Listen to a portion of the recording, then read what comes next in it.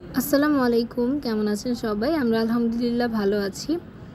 আর আম্মু হচ্ছে গিয়ে এখানে নুনের পিঠা বানাচ্ছিল। সিলেটের এটা ঐতিহ্যবাহী এক ধরনের পিঠা।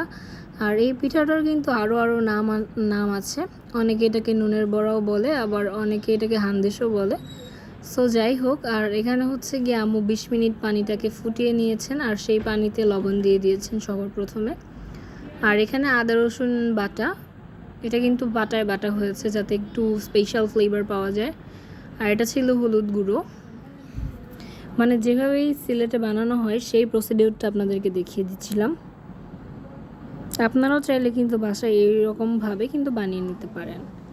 তারপর একটি কাঠের খুন্তি দিয়ে আম্মু ভালোভাবে মিশিয়ে নিচ্ছিল পানির সাথে। কিছুক্ষণ এটাকে জাল করে নিতে হবে। আর উপরে একটু ফেনা ফেনা হয়ে যখন একদম বলক চলে আসবে, সেই পর্যায়ে কিন্তু আপনাকে চালের গুঁড়াটা দিয়ে দিতে হবে। আর এই চালের গুঁড়া কিন্তু আমাদের হচ্ছে নানুর যেই ক্ষেতের চালের গুঁড়ো, সেগুলো আবার গুঁড়ো করা হয়েছে আর কি, একদমই ফ্রেশ চালের গুঁড়ো। তারপর দেখতে পাচ্ছেন এখন দিয়ে দেওয়া হলো এখানে কিছুটা ময়দা। এটা জাস্ট হচ্ছে কি একটু সফট থাকার জন্য। এটা চাইলে কিন্তু 1-2 দিন রেখে খাওয়া যায়, তো সেই পর্যায়ে যদি একটু সফট থাকে খেতে ভালো লাগে। তারপর ডো বা কাই যেটাই বলেন সেটাকে হচ্ছে মথে নিতে হবে হাতের সাহায্যে। আর দেখতে পাচ্ছেন টেক্সচারটা কেমন হয়েছে, একদমই পারফেক্ট একটা ডো হয়েছে। আর এই মেজারমেন্টটা কিন্তু বুঝেই দিতে হবে কতটুকু পানির মধ্যে কতটুকু দিতে হবে। আমরা বেশ ভালো অ্যামাউন্টেরই বানিয়েছিলাম, কারণ কি এই পিঠাগুলো বানাইলে একটা উৎসব উৎসব মনে হয়। আর একটু বেশি করেই বানানো হয় যাতে নেক্সট দিনও খাওয়া যায়। তারপর এইভাবেই ডোটা রেডি করে নেওয়া হয়েছে। কালারটা কিন্তু একটু অন্যরকম মনে হচ্ছে ক্যামেরাতে, আই গেস বেশি হলুদ মনে হইতেছে, কিন্তু অতটা হলুদ হয়নি আসলে। পারফেক্ট যতটুকু দরকার ততটুকুই হয়েছে। আর আমি যখনই মানে খামিটা ছিল আর কি, রেস্টে রাখা হয়েছে কিছুক্ষণ, তারপর আমার ছোটো ভাই দেখি এখন এটাকে বেলতে শুরু করে দিয়েছে। আর এর উপরে নিচে কিন্তু মানে ভালোভাবে চালের গুঁড়ি ছিটিয়ে কিন্তু বেলে নিতে হয়। চাইলে আপনারা ময়দা ছিটিয়েও বেলে নিতে পারেন, এতে কোনো সমস্যা হবে না। তারপর দেখতে পাচ্ছেন ও যখন বেলছে, হয়তো ভালোভাবে তো বেলতে পারে না, তারপরে ও যতটুকু পারছে আর কি। ছোটো মানুষ আগ্রহ করলে কিন্তু তাদেরকে মানে না করতে নেই, এটা তো সবাই জানেনই।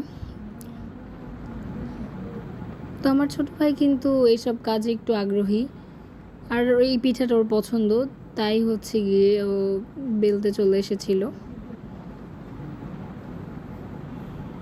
আর এই পিঠা আমাদের বাসার সবাই পছন্দ করে। আর সিলেটে হচ্ছে গিয়ে আর এই যে ঈদের সময় বলেন, তারপর বিভিন্ন অনুষ্ঠান বলেন, বিয়েবাড়ি বলেন, এরকম পিঠা কিন্তু তৈরি করা হয়। আরও অনেক পদের পিঠা তৈরি করা হয়, শুধু এই নুনের পিঠা না। আমরা শুধু এটাকে নুনের পিঠাই বলি, অনেকে অনেক রকম নাম বলে। আর আমাদের সিলেটে হচ্ছে পিঠাকে হান্দেশ বলা হয়। গুড়ের পিঠাকে কিন্তু রাবের হান্দেশ বলা হয়।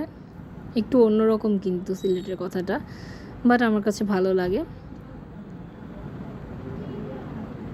তারপর কিন্তু আমাদের বাসায় কিন্তু বেলনি 2টা ছিল, আর কুকি কাটার দিয়ে কিন্তু কেটে নিতে পারেন চাইলে। এটা এখানে আমরা গ্লাস দিয়ে গোল গোল করে কেটে নিয়েছি। তারপর গোল গোল শেপ করে কেটে নেওয়া হয়েছে। আর এটাকে আপনারা যে কোনো শেপ করে কেটে নিতে পারেন, যে কোনো রকমের কুকি কাটার দিয়ে কেটে নিতে পারেন। আমাদের কাছে কিন্তু লাভ শেপের কুকি কাটার ছিল, বাট আমরা এগুলা লাভ শেপ করে কাটিনি, গোল করে ছোটোবেলা থেকেই দেখে আসছি আম্মুরা বানাইতো, আমার দাদি বানাইতো, তো ওইভাবে গোল করেই আমরা কেটে নিয়েছি। আর এটা হচ্ছে গিয়ে এখানে হচ্ছে গিয়ে আলাদা করে ধনেপাতা অ্যাড করে দেওয়া হয়েছে। 2 ধরনের ডো তৈরি করা হয়েছিল, একটাতে ছিল মানে ধনেপাতা ছিল, আর একটাতে ধনেপাতা ছিল না, ওইরকমভাবে করা হয়েছে।